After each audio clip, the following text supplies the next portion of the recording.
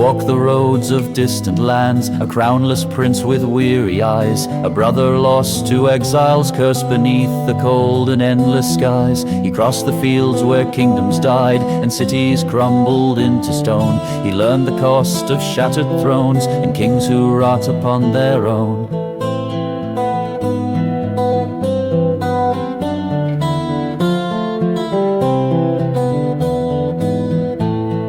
The merchant spoke of broken faith, of rulers drunk on power's breath, of people left to starve and kneel beneath the weight of creeping death. The prince in silence took it in, each story carved upon his soul, a wanderer who saw the truth, the cracks that spread and took their toll.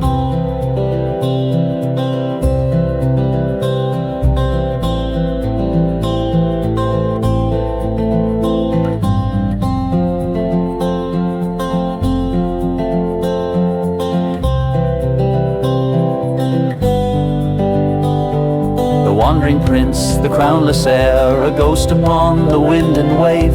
He bore no throne, he wore no gold, but wisdom gathered as his blade. He walked the paths the kings forgot, where common voices dared to sing, and in his heart the ember stirred the dream to tear apart the king.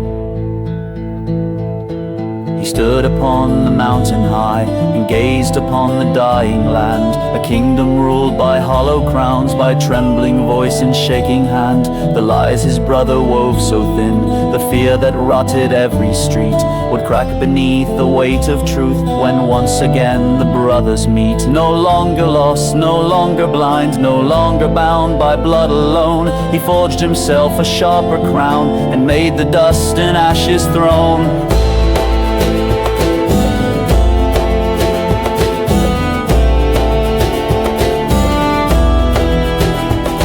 The wandering prince, the crownless heir, a ghost upon the wind and wave.